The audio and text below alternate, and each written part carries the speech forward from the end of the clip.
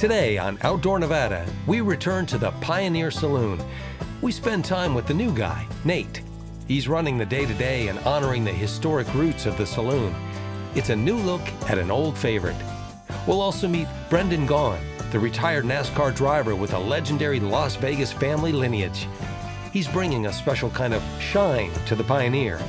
Then we head to Laughlin, where we fish and float the river. It's a great day with new friends and a fishing guide who's full of wise advice. All this today on Outdoor Nevada.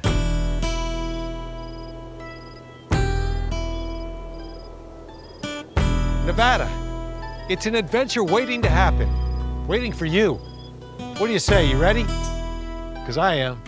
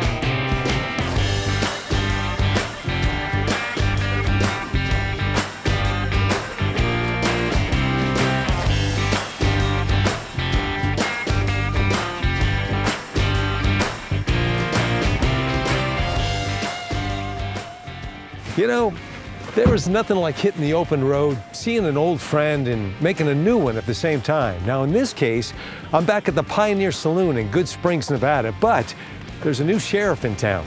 His name is Nate, and he's got his own perspective on this classic spot.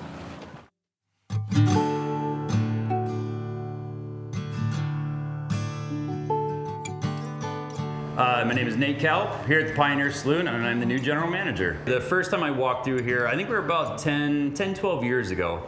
And actually how it started was a couple buddies just had some razors, and it started as, hey, let's go take a little road trip and let's go out to this old bar. Okay, let's get into it and do it. So drive out here, we pretty much, a lot of people from Vegas, we drive out from the Blue Diamond Saloon. It's about a 15-mile ride out here. So, you know, get 45 minutes out here. We got out here and still didn't know what to expect. But being from the Midwest, when I walked in, it definitely had the old style, the old feel, you know, kind of the country. You almost kind of felt like the stuff on the floor was from the early 1900s. You just had the feeling or the smell. And for me personally, it really reminded me actually of being back in the Midwest and back at home. And it was a really comfortable feeling that you get out here. Even though it's so old, you feel a part of it. And I think that's the really exciting part out here. This place is pretty old. It's 107 years old. 1913 is when this place was actually, when it was here. And this town, or this bar, was one of the main watering holes for just Goodsprings and Jean. And this was literally kind of fed Vegas back in the day. There was about 4,000 people out here. And Vegas, back in the day, probably, you know, let's call it 50. And this was literally kind of, you needed anything, supplies, you actually came out here, and vice versa from Vegas. So this was the spot. When you come out here every day, you open up the doors, you do feel like you're taken back in time. I think that is the biggest thing. There's just something about here that it's no longer Vegas. You really are in your own world out here. This is what I really like. I almost feel like you know the old school things that are out here. And I think that's really exciting. It definitely puts you back a little bit. It's fun. Yeah, I don't want to change what's really just worked for 107 years out here at the Pioneer Saloon. I think that's important. It is really kind of timeless. It's 107 years old, and you're still out here. People are looking at just the history, and the history hasn't changed. It's still here, and people, like I said, the generations are loving the stories of it, and hearing them then tell their family and friends that they bring out here. That's exciting for us too. That knowing it's not that it's living on in multiple generations. I think that's really cool. Last week I had people from Australia, I get people from Europe. Yeah, there's not one thing, and they know the stories. We can talk about the bullet holes up there. We can talk about the burn holes, the ghost stories, because we have the ghost stories also, and Yeah, we have people from all over the world that, I mean, they almost tell me what they have, what they heard, their experiences out here, and just even over the years. It's exciting. It's kept its unique mark out here for sure. Everything out here, it kind of takes you back in a time. It's, you know, being around, we're close to Vegas, all the newness, the lights, the glamour and all that. This is really holding back to the early 1900s out here. We have the double doors right there. Even opening those things, you can just feel almost age with that one. You know, they're creaky, they make a lot of noise. And yeah, when people walk in here and look around, and just even the ceilings, the walls, just the old bar, you can kind of see them putting themselves back in the day, what that looked like, the feel of it. And you can almost see the excitement really in their face of what am I really looking at? You know, taking it all in. You see people look for a few minutes and then they almost retake a look, and then they really notice that everything is pretty much in the original phase that it started. You know, like I said, back to even the register, you're like, I didn't even recognize that. So that is just, you know, seeing them take in the bar, the experience is just everything about it. It's their eyes just as they walk around it's like a dazed look, but excited look the whole time. It's fun seeing it too. So this bar was built in 1860 and it was sent over, and it was actually, you can kind of see little spots right here. It was actually done by the Brunswick, which was the old pool table, as I think we're most familiar with. And this was shipped over on actually a train. This was railed here back in the day. So this was actually two different pieces that they brought over here, and you can also see the little inlays. Those were all done back the same thing early 1800s. Those glass were all built back then. This is the original footstool that they had on this. It's completely brass. You can see it's had a few feet on here for sure. A lot of stories on there, but yeah, this is actually the original brass on there, and still holding up. Still holding up surprisingly. Yeah, I'd like to bring back the bar a little bit. I think it needs to bring back to its new, and I guess from old glory of it. Yeah, to kind of, everybody loves looking at it, but there's no reason to kind of to pretty it up, put a little lipstick on her, I think is what we like to say. But yeah, I think, you know, bring it back to give it a little bit of life is kind of what the place is looking for, needs a little love. That potbelly stove, yeah, that's an original from here, and this baby heats up this entire, it gets hot, and it's amazing how people absolutely love it. They're so excited to put fire in these big potbelly stoves.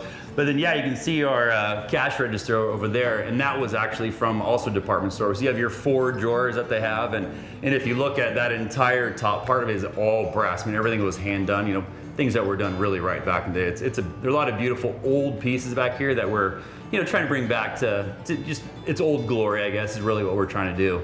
It's just one of those, you come out here and you really feel like you're not in Vegas. It's a unique experience every single time out here, and can't say it's just bikers or razors. You get guys out here in suits, and it's the most diverse crowd out here. It's super fun. It's exciting. Thanks, Nate.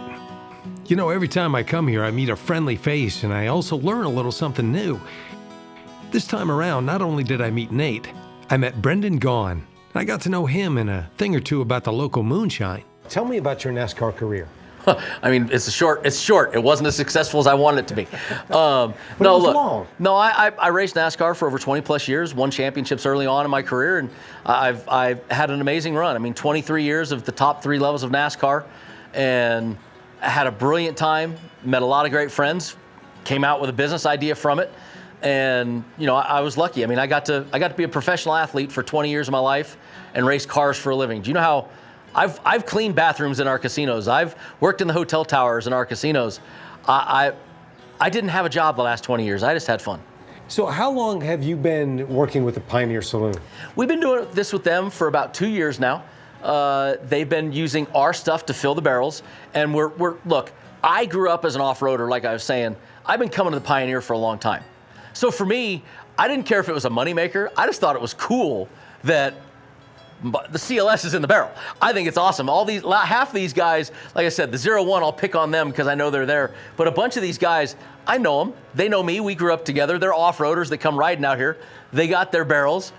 They love to go, oh, hey, I was drinking your stuff earlier today. You know, I mean, they have fun with it. We have fun with it. And that's what it's supposed to be about, is having a good time, coming out, getting yourself a ghost burger, having a drink of your own, and then, you know, spending some time with friends. Now you've used the word whiskey, but you've also said moonshine. Let's talk about that. We're a moonshine. So what that means is we are a liquor that is not aged. So we don't age it. We come right out of the pipe, and you make original, which is clear, but then every flavor we make, we have flavors, starts as original, and then we add profiles from there. So basically, the aging comes down to their responsibility. Yep. You're just going to age it as long as you want to. You provide the moonshine. Absolutely. Now, as far as Nate's concerned, though, he wants you to come drink it. He don't want you to let this age long. I mean, that's where accelerated aging chips come in. This is new technology. Come on, this is 21st century. But that you can age it as long as you want in the barrel. So, okay, first of all, the idea of coming to the Pioneer Saloon and having moonshine, to me, that's your story. That is like... I think that's pretty much a cliche right there. Yeah. What'd you do this weekend? Yeah. Went to the Pioneer. I mean, a place that on the barrels you'll see it says established 1913. I am sure you have talked ad nauseum right now about 1913. Right. The bullet holes in the side of the building from the card game. Everybody knows the stories. You think during Prohibition there might have been a few things of moonshine drank out here? A couple. I'm sure there was. So for me, I think it's cool. If I get a barrel and I want to bring my friends over, how long should I let it, let it sit in the barrel for a month or so. I mean, that at least you get a little bit of color to it. You're going to get a little bit of that barrel in there. We're talking to Nate and the guys about maybe bringing in some fancy barrels with maybe some different chars, maybe some different oaks, just to give another option than just the one barrel. Does that matter? Oh, absolutely. Why do you drink Jim Beam versus Jack Daniels versus a Bullet? Is not just because the grains they use, but because the barrels they age in. And the craft whiskey business has become, oh my God, big, where you have peat smoked moss and all these different things that people do now. A lot of that comes from the barrels. So we're going to try to give maybe a little option on some more fun barrels, maybe try to change their profiles. And also, I mentioned that accelerated aging chips. They now sell basically wood chips that you can put in barrels that accelerate the aging process, which is fun. So let me ask you this. Let's say I get a barrel, or my friends go in on a barrel, and we have our barrel, but we don't know what we're doing. Can we find you and go, what do we do? Oh, I mean, you can talk to Nate. I'm sure the bartenders here, they can guide you and tell us what you like. We can put you in that direction. They can come to us. Our distillery, we're only about 10 miles away from here in Vegas. It was where 17A, that's the name of the company, is over the hill. So, I mean, we're not far away. Come into us. We can show you. I mean, hell, there's a young lady out here that has her name, the Fruity Kitty. I guarantee you she's got fruit in that barrel. She's aging it with whatever flavor fruit she wanted. We can teach you how to do that. So if you want to have a goofy flavor, we can work on that. If you just want to have a whiskey, drop an accelerated age chip in it, we're going to make that for you. We can teach you all sorts of things. If I'm going to be drinking moonshine, I want it to be with a guy that's been in NASCAR. I don't know. They just go together. Bad cliche, but it's there. I mean, that's where I got it from. I mean, literally, this came from an official who was wanting to retire to a driver who loved his product, allegedly, that was getting ready to retire. And I said, let's go have some fun. And we moved it out here. Tell me about what the Pioneer Saloon and what you're doing means. It means to Las Vegas. It means to the community. I mean, it's more than just fun. No, look, the Pioneer, as it said, established in 1913. When you think of Las Vegas, Nevada, when you think of this piece of desert, not many things were here in 1913. So, I mean, this is a piece of history that our desert has. Now, what's cool is the off-road community is big in Southern Nevada. And we've been coming here for decades, riding our buggies back here, riding our motorcycles on the dirt, pulling right up to the back here. The Pioneer is kind of part of this Vegas community that goes back all the way through the Prohibition era, the Moonshine era. I mean, this is a lot of real history around here. And as you've been told, there's 3 bullet holes. That's not those guys poking an ice pick through a wall saying, hey, look. No, that's 3 bullet holes that has a real story. I mean, Vegas was an old Wild West town. And the fact that the locals, real locals, old school locals, every one of us knows about the Pioneer. And that is exactly what draws people that aren't locals to here. And you're okay with that? Guys like you. Yeah. The reason why you guys are here doing a show on it is because this is a famous old school place that people love to hear about. Now, us locals loved it to be our nice little quiet hiding spot. But there's a certain point where, hey, we're businessmen, we're entrepreneurs. We can only keep something so quiet when it's really good. We want people to know it's here. We want you to know that they have great burgers and great food. We want you to know there's a famous old bar that, careful where you walk, it's pretty creaky in there. We want you to know there's moonshine in barrels out here. That you can still drink a moonshine in a place from the early 1900s. This is a famous piece of Vegas, lore. From a marketing standpoint, do you get people going moonshine? Oh, absolutely. Am I even allowed to drink that? The first problem you have is people go, moonshine, puts hair on your chest, run your car on it. You know, so immediately that's the first thing you're thinking. And you know you are too. You know when you said moonshine, you went, ooh, man. It's just that's the first reaction. So it takes some time to get people over that. Fortunately, guys like Nate and the Pioneer, they're bartenders. They know to tell people, settle down, try a shot. You know, and you're going to be pleasantly surprised when you do. There's nothing that locals want more than to socialize with each other, and there's nothing that outsiders want more than to integrate. The Pioneer Saloon does that, and it does it through your product. And so I think that's really terrific. And I want to thank you for taking time to explain all this today. Appreciate it. Honored to be part of the Pioneer history. And don't worry, you'll see me here on weekends with my razor parked outside, mingling with those people from in town and out of town. There's cups here and there's bottles. That's all I'm saying. I'm not going to say that there's people around here that might not want a shot, but salty caramel's pretty good. We're going with salty caramel. Thank you very much, man. Really appreciate your time. Thank you. I tell you, it sure is great when the people of Nevada come together to socialize and enjoy a little bit of their own history and openly welcome people from all over. That's where the Pioneer Saloon comes in. You ought to stop by. You look like the kind of folks that fit right in.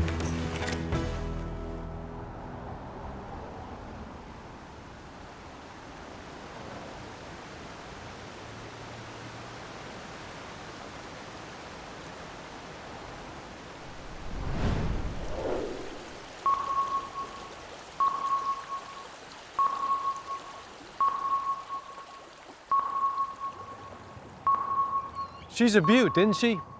The mighty Colorado River starts in the Rockies, cuts a path through the American Southwest before finishing up in the Sea of Cortez down in Mexico. And it brings with it irrigation, life, and plenty of outdoor activities, like fishing in Laughlin, Nevada. We launched first thing in the morning and made our way up the river towards Davis Dam. I was partnered with a great crew, Kenny, Joe, and Rusty. Now, Kenny and Joe are great company, but Rusty, he was something else. Rusty's a guide and owner of the local bait and tackle shop, and his knowledge of knots, hooks, and lures, and fish is incredible. The guy immediately puts you at ease and lets you truly enjoy every moment. It's like hanging out with the wise old sage of the river.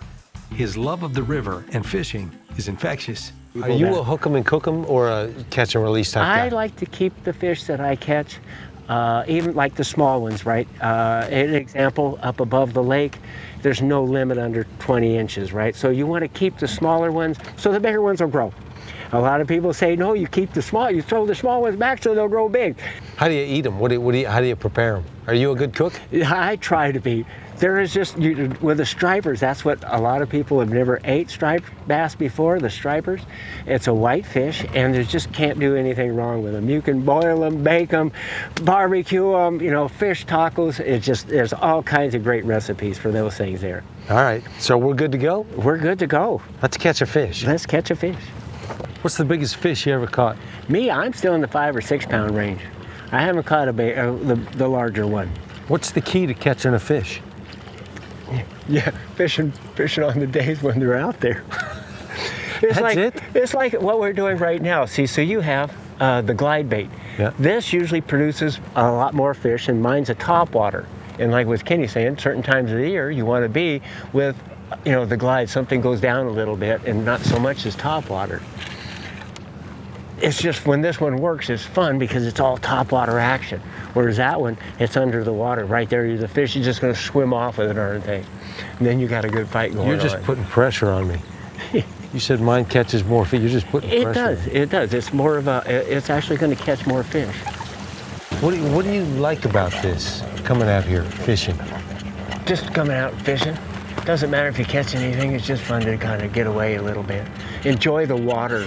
Floating on the water on a boat, it's a kick in the pants. You know what really, you come out here, what's really striking is the clarity of this water. I mean, pristine. Pristine. Yeah, and again, that's because of the dams have filtered it over the years. It used, before the dam, this was a muddy, like the muddy Mississippi.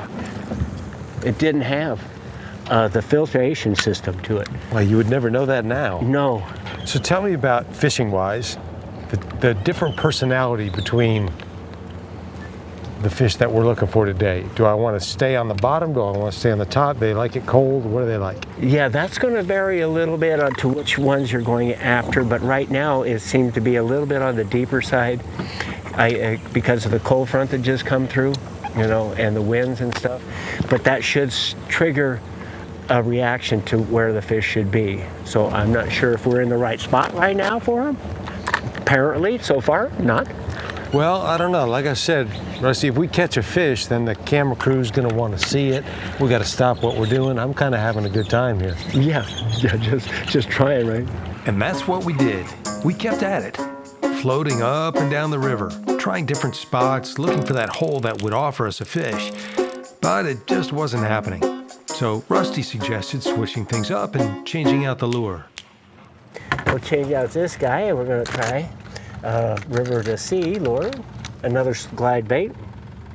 So take me through the basics. What fish are we going after today, Rusty? We're trying to catch with this particular deal, and because of our location and because of the trout stocking, we have a lot of trout in the river. The striper will go after the trout. Shad is one of their more favorite foods, what they have, but we don't got a lot of them. So we're going to try and catch some striped bass, the stripers.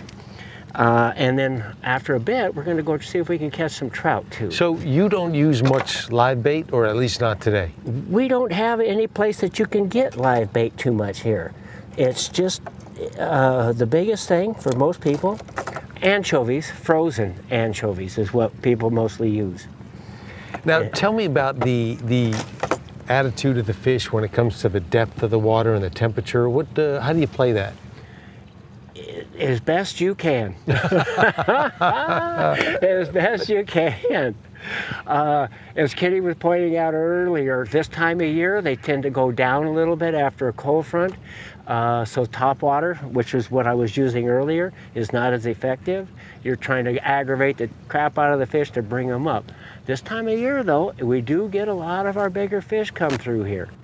Mostly downriver a little bit where it's deeper, so it's harder to get them up in the air.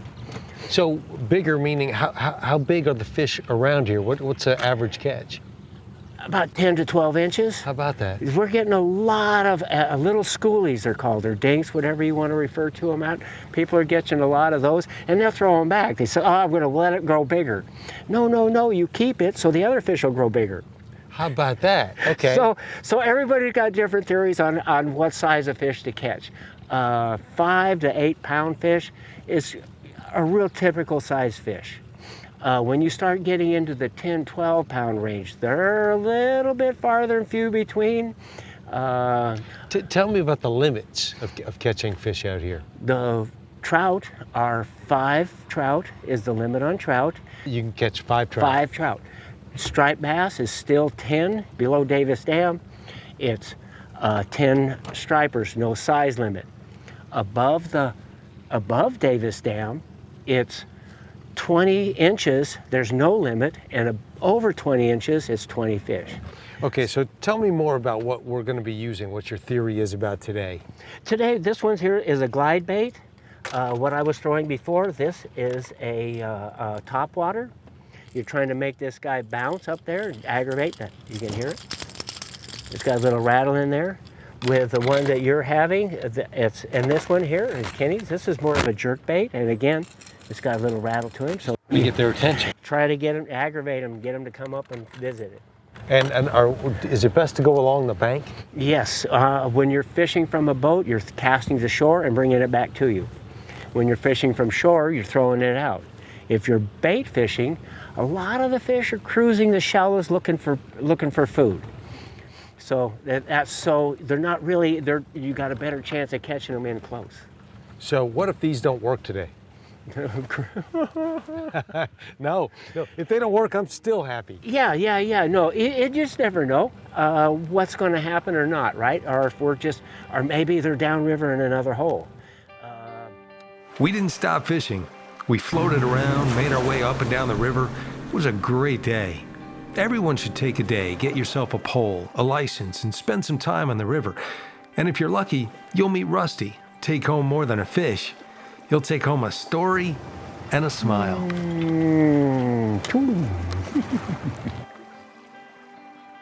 Oh, sure, everybody wants to hook the big one. I mean, that's the goal, right? I'm not disappointed. Coming out here on a beautiful day, getting an exhale, meeting some new friends, that's the true gift of the river.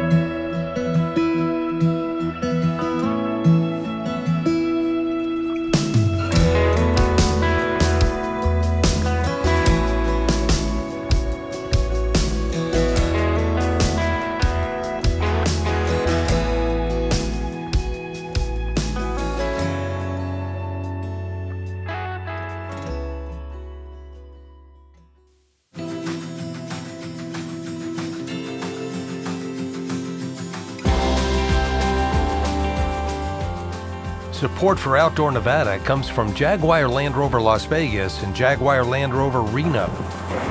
Inspiring the spirit of adventure with confidence in any terrain or condition.